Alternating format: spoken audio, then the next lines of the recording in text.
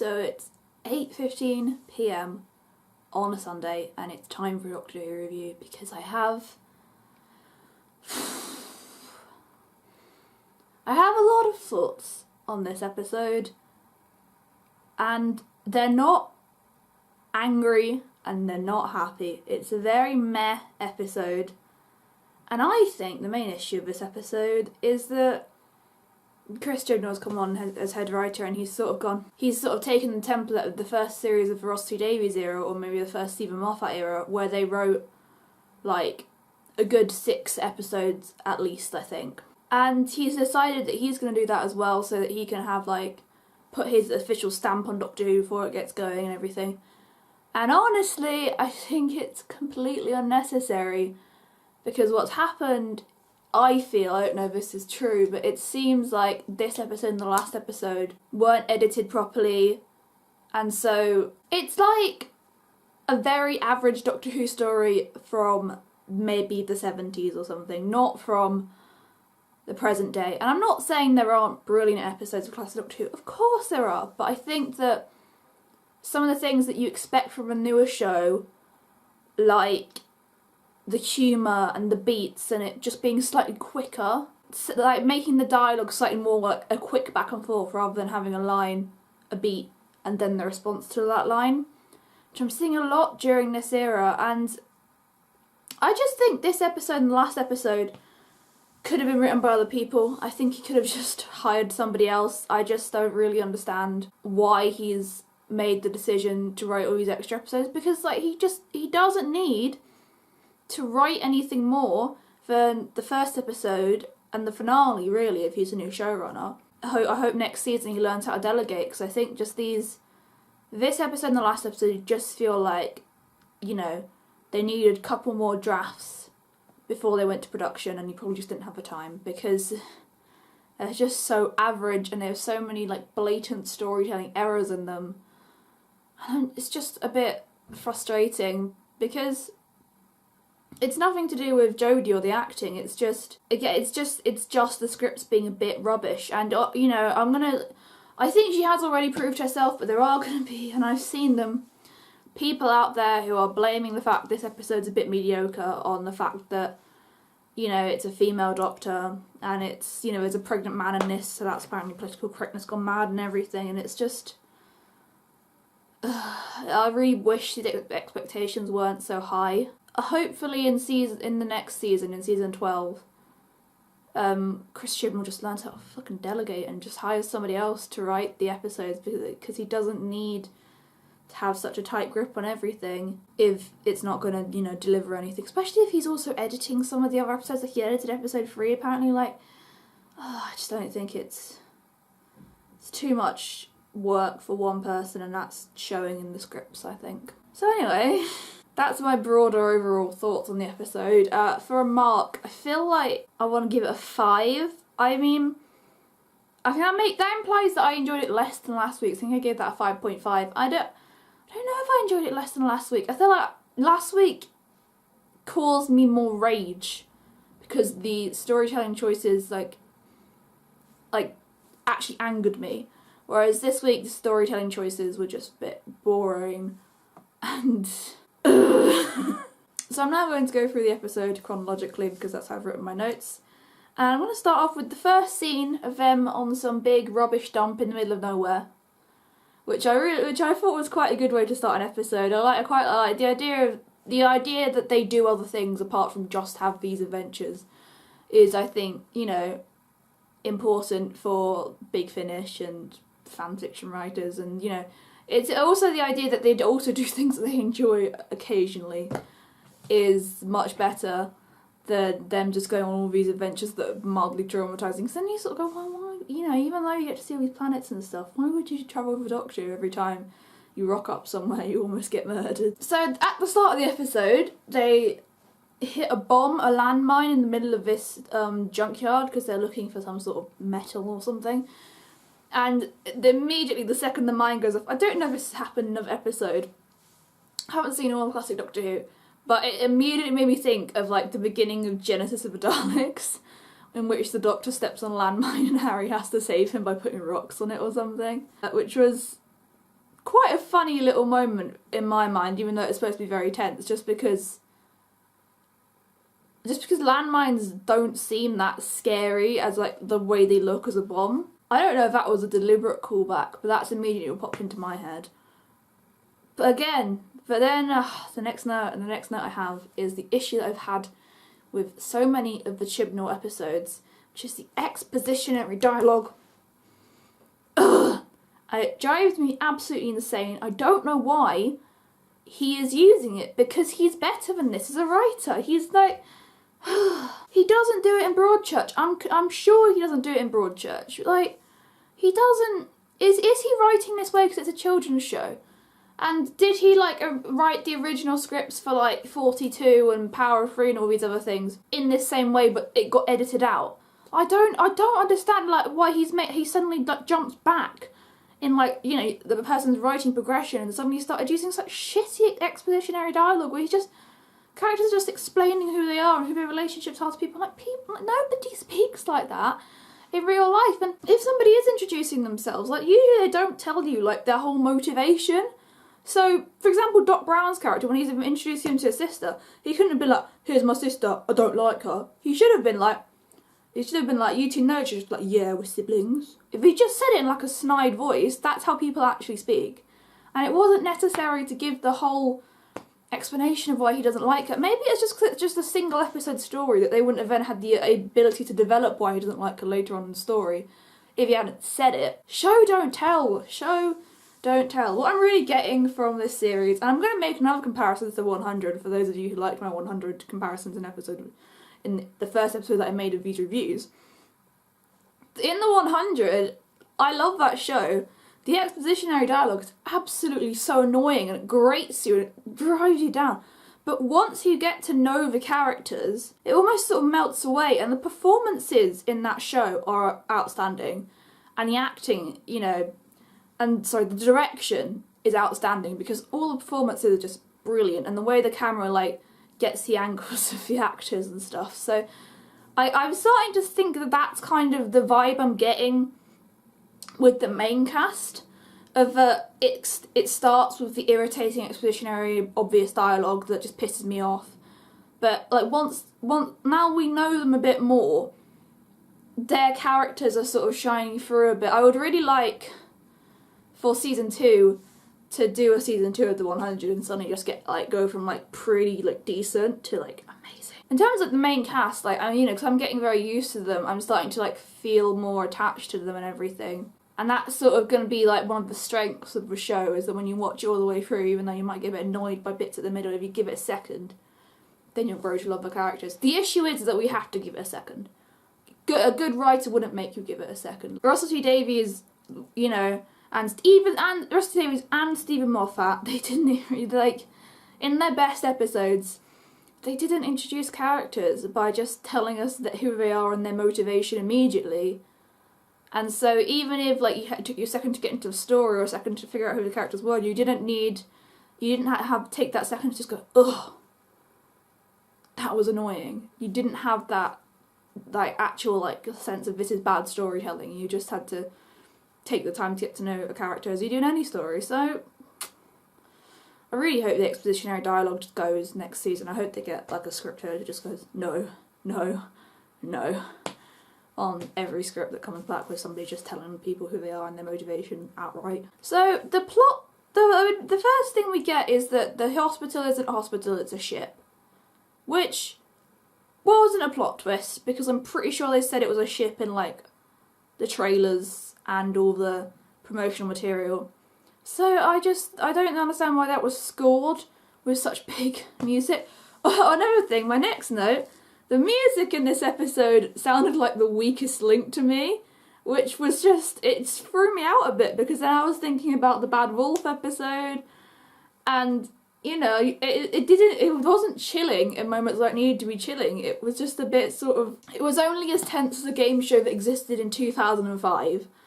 So that was an issue for me. Again, and the next point was, it wasn't very scary when the Pating was moving through the ship. It was, partially I think it was just a lighting choice, because obviously the best version of this wasn't the best, I don't know if it's the best version. The best version I've seen of this type of story, which is a base under siege story, would be Alien by Ridley Scott. And I got the sense they were like playing with those sort of vibes here. But it didn't really play out in the way that Alien is terrifying because it is very dark. And as much as it does annoy me that nowadays the TV is like shot so it's so dark. It's having this white hospital and having like a scary thing happening. There wasn't enough made of that huge contrast between like the clinical white, and it's so, you know, white is supposed to be bright and hopeful and, you know, a good thing. Whereas had the imminent threat of this creature would usually be coloured by shadows and darkness, and it was a narrative point they should have drilled into more to make it more effective. So without it, you just sort of went, well, I'm not particularly scared by any of it. The next point I'm going to make is actually just a sort of mini review for another film that Jodie Whittaker and Brett Goldstein, who played Astos or something like that, were in, and that's called Adult Life Skills. And so basically in that film they play love interests. And so I was interested, when I knew who was being in this episode, how they would change up their chemistry because they weren't going to play love interests this time. Brett Goldstein was a slightly different character from the character he plays in Adult Life Skills. He was slightly more assured and, you know, aware of himself than the sort of very awkward character he plays in that film. But there was still certainly like a sense of chemistry between the two of them. And I don't think it was at all like intended to be romantic. I just think because I have seen Adult Life Skills, the dynamics in their relationship are quite similar to the relationship between Anna and Brendan from the film, in that the doctor is sort of like quite wistful and all over the place, and Brendan's kind of like in awe of her. And so just because I've seen that film, the whole time I was just watching it with this view of just like, is he flirting with her? I don't understand what's happening. And like I said in I think last week's video, I don't want the Doctor having a love interest at all this season. I don't think this episode was implying that. I think that's just something I picked up on because I've seen that film. But and if this Doctor ever does have a love interest in the future, I would like it to be female, preferably the Master. So I don't know, just the fact that I've seen that film before, and the fact they didn't make a conscious effort to like change up the way they were acting against each other, or because they were both playing characters were so similar to the characters they played beforehand.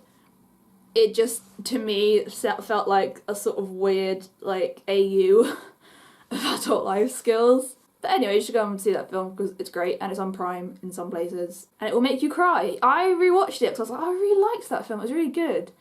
Forgetting that it makes me cry, I kind of wanted to watch it to, like, feel happier.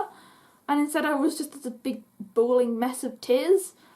But it is very funny. It's just heartbreaking at the same time. Right, moving on. Next person I want to talk about in the cast, Doc Brown, who, if you don't know, I know a lot of people are American, so I have no idea who Doc Brown is. I don't know why I said a lot of people are American, like obviously they are. But, I mean, a lot of fans of Doctor Who that I see online are American, and a lot of the fans of Doctor Who that create things are American. So the point I was making there is that I have seen people online, when there was that trailer of who the cast is going to be this season, not knowing who Doc Brown is. He's a comedian in the UK. His sister is Zadie Smith, who's written a lot of like posh books. Not posh books, like a lot of books that get reviewed a lot by The Guardian and that are quite successful. But he's a comedian, he's famous because he writes these quite funny raps and things. He's been acted before. He was in this really crap CBC show called, what was that show called? It was called After School Club or something? CBBC is the place that used to show Sarah Jane Adventures, so it's like a children's TV channel. I don't know if he was like, I can't remember him being particularly great in that episode, but I've seen his stand-up and he's a funny guy. And he's a good rapper, and also I don't think that he should have been like rapping in this episode or anything. I just think he should have been funnier. I think they were trying too hard to make us feel seriously about an actor who is also a comedian, and so they just didn't use like what he's good at and his potential. Because if like the emotional bits would have hurt more if we had more of a connection to that character, and an easy way to have a connection to a character is if they're funny. And so they probably didn't write this character for Doc Brown, but he was just so underutilized, to be honest. Like, they're using Bradley Walsh for laughs. Why can't they use him for laughs as well? I don't understand it. I think it was a misstep. that whole relationship between him and his sister, it just didn't grab me. Like, I just think I didn't have a...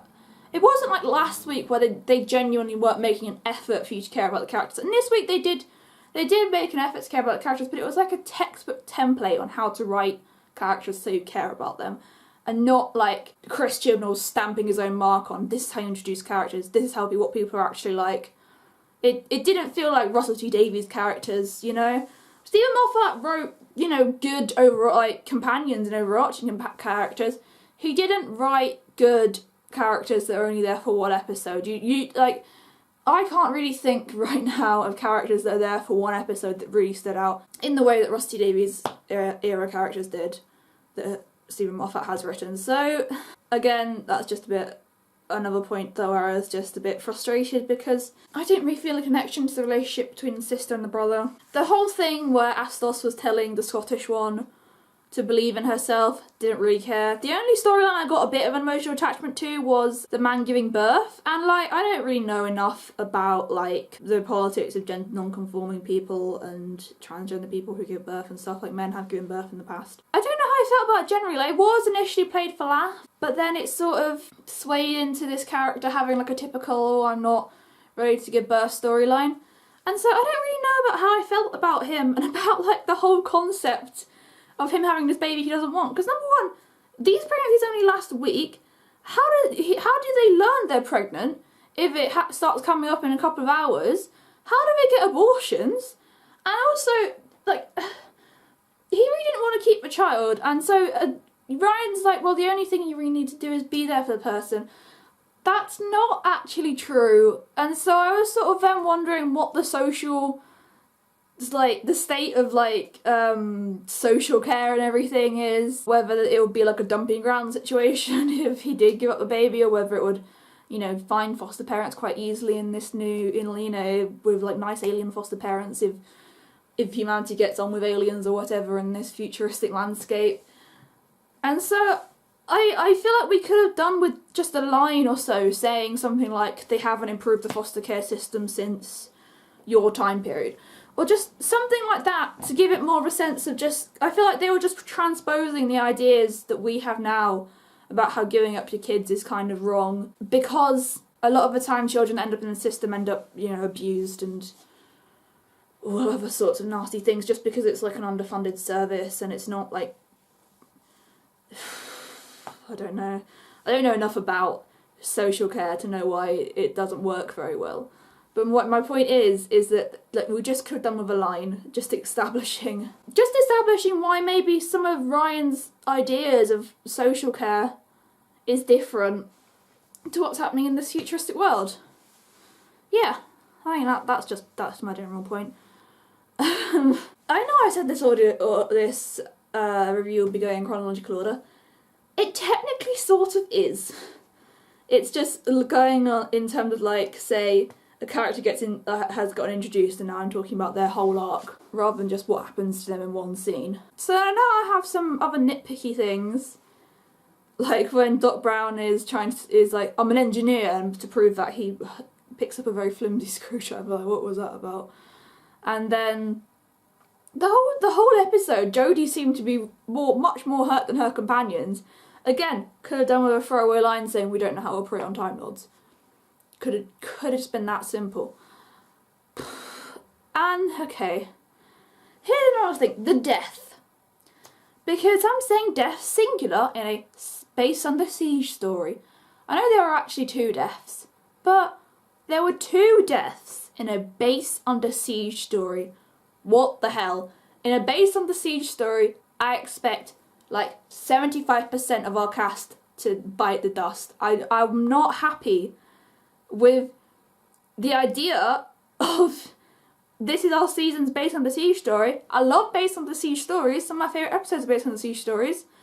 And it's not the creature wasn't even that scary.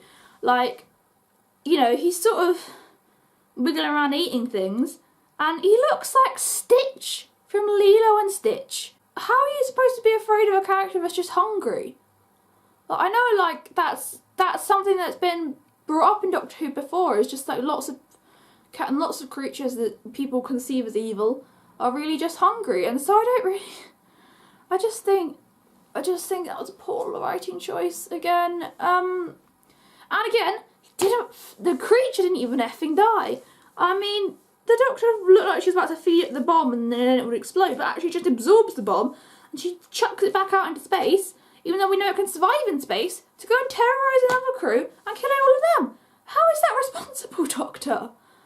I mean, I know the Doctor's a pacifist, but the Doctor kills people and she kills aliens. She does that all the time, except in this series in which she's not killing anything. I don't... Such a weird narrative choice. We need to go back to the Doctor, you know, it's a hard decision, but actually sometimes the Doctor's gotta kill people. So let's talk about the only death we have, which was originally my point before I got onto the bloody pating. It was so dumb. It was so dumb. Jodie is like talking to him, Brendan from Adult Life Skills, whose name I can't remember. She's talking to him and she's saying, don't go in this room and don't do anything stupid. And so he immediately goes into the airlock, even though all the airlock's just been feckin' jettisoned, and he just gets jettisoned, and I'm just like, I wasn't, the only reason I was even attached to that character was not because of any of the writing in this episode, it's because it's an Adult Life Skills. And so I was just like, and then when the sister lady dies at the end, I was just sort of like, I mean, I saw that coming. There was no emotional impact of it for me. I was just like, oh, she's dead, bye. I mean, Chris Chibnall wrote 42, which lots of people point out as being like an episode they don't like. I might actually make another video called In Defense of 42. I love that episode. I think it's a great Base Under Siege episode. Maybe like the second best in Ross TV's era after The Impossible Planet of Satan's Pit. It's a great episode, and part of the reason it's a great episode is that Chris Chibnall has like a good 10 characters in that story and you care about all of them. Like, the death of Sister Lady should have been as impactful as when Kath jettisoned herself and her husband off the ship at the end of 42. And yet, I just didn't care at all because the script was just so basic and lackluster and just wasn't making me care about the characters. And the direction, like, wasn't excellent either, I don't know. I suppose, because, like, I suppose the actors were probably just interpreting the script the best they could, but everyone just seemed a bit, like, lackluster, and you really didn't get a sense, like, that moment when Doc Brown says to his sister that she's dying and they call each other sis and bro, I just wanted to vomit. It just had no meaning for me. It was just, ugh. And as for the other, like, as for the other characters, I think the other character that we have is Data / Spock / android from Star Trek. What's his name? Roman? Something like that, which again has been the name of like another Doctor Who character or alien. I'm pretty sure Roman was the name of the guy from Waters and Mars is another one of the best based on the THC stories, but Roman was the name of the gadget guy from Waters and Mars, wasn't he? So that's, again, like, that character didn't have any, like, I know it was a robot, but you can care about robots. I haven't seen the episodes of Star Trek with Data in them, but I care about Spock. He's not a robot, but he's like an emotionless character. And so, I just, honestly, there were too many characters for this story, because another one of my points is that we didn't really get much of it. We got, what, 2, 3 scenes with the companions in this story? Which is just, honestly, it's just far too few, and it's just not good enough, and it's just, so we know Roman is going to die eventually, but Doc Brown doesn't even, like, at the end, Doc Brown really should have said, I know you were serving my sister, but I don't just want you to be, like, turned off because my sister's dead. You can work for me, or something like that, you know, like, really what should have happened in this story, I'm going to propose a new storyline. What should have happened was, we got slightly more time with Jodie and Brendan from Adult Life Skills. Then he dies. It's in a less stupid way, and it's more impactful because even though he's not the best captain or whatever his job was, like leader, people on the ship believed in him, And we got more of a sense of his and Scottish Lady's relationship. That wasn't just them saying stupid lines at each other. Then the next death should have been the android or something. No, the next death should have been the Scottish Lady. The Scottish Lady has gotten some sort. She dies with lots of agency. Like, she saves everybody when she dies, something like that. And she's like, I believe in myself, but she dies. And then we should have killed android. Because, but we should have killed him in like a kind of way wherever he went evil, or he like started to suddenly have some sort of emotion, or he died to save the pilot lady, or he died to save Zadie Smith / Doc Brown's sister. Then pilot lady dies, and that's the last death of the story, and it's sad and it's really emotional. It's a big moment, and so the only survivors would have been pregnant man and Doc Brown, and that'll be okay, you know. I suppose I'm going to now talk about, like, the few things that I enjoyed, which was the scenes with Ryan and Yasmin where he explains that his mum has died, because I was waiting for us to figure out what happened to his mum for a good 4 episodes now, and we finally figure out that she's just dead. But I liked that scene because even though Yaz was just sort of asking questions, the way she was asking them, the way she seemed to be sort of studying his face, I think it was very in character for somebody who is a police officer.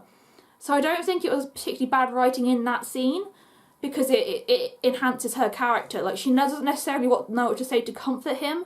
She's actually just asking, like, methodical questions to get the truth. And so I like that.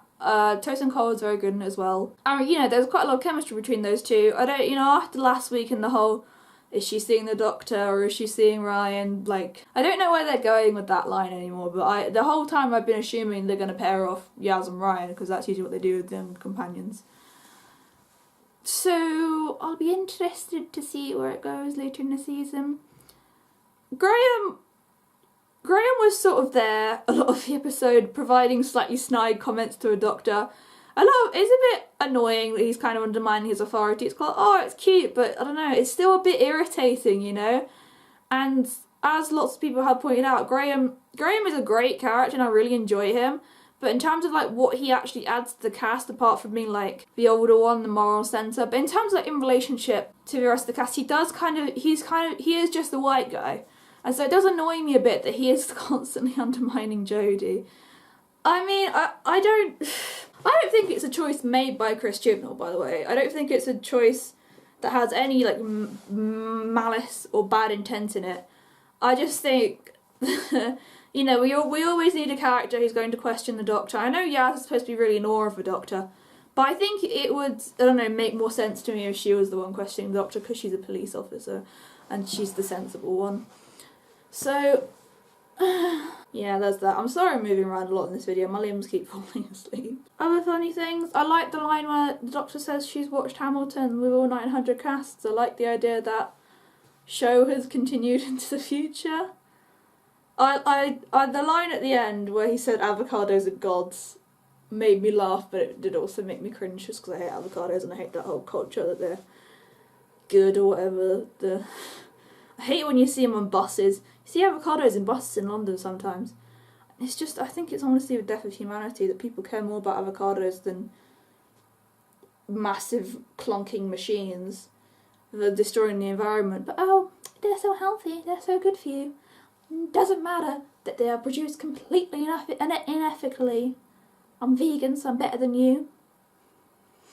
Not all vegans like that, obviously. I know that I have a few vegan friends, you know, so actually I'm not very bigoted against them. What is this tangent? The tangent is there were a few good jokes. Also, can't stress this enough, I know I say it every week, but Grace didn't need for them to have died for Graham to have watched Call the Midwife with her. Grace didn't need to have died, and it was a lazy storytelling option. If she had been alive and wanted them to have more adventures, or came along with them, that would have been a more interesting story option. So, I've had a lot of sugar, which is why I'm making lots of hand gestures in this video. Also, I've had so much work to do this week that I'm honestly on the verge of mental breakdown. And so I'm only kind of really making this video so I can like produce something I actually like, as opposed to writing like poetry or writing like essays about Shakespeare or all this other stuff.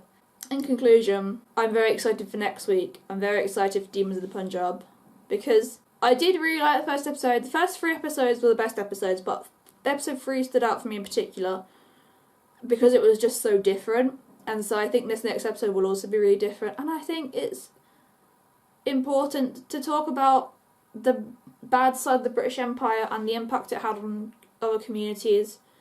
And Partition is obviously a very relevant one because it's just hit the 70-year anniversary. 70-year anniversary. I have high hopes for that episode. I do partly. I'm glad we're having this conversation Doctor Who already. I'm glad we're having this conversation Doctor Who finally. I just wish that I think it will be better when Doctor Who is at a point where it has episodes like that are written by writers of colour, and also writers of colour can write episodes when they're just stranded on a spaceship or something. You know, episodes that have nothing to do with race. Like, it's important to have those conversations, but also you shouldn't only trot out the black and brown writers just so you can have their just so you can tell stories about how bad white people were to them. I don't know if that point means anything, but there you go. There's my phone. I'm excited for next week. I think I'm going to write off this one and last one as just being bad episodes. I hope it's just down to Chris Chibnall not realising how to manage his time effectively. And I hope next year he'll just write fewer episodes so that the episodes that he does spend the most of his time on, like the opening episodes and the closing episodes, are just better because he's got more time to write them. And so that's the conclusion of this video. Like and subscribe if you want more of this stuff. And even if you don't, I'm going to make it anyway. Comment your thoughts if you want to. If you're not nice, then I will delete them. And just go about your life loving Doctor Who, and it will generally be better.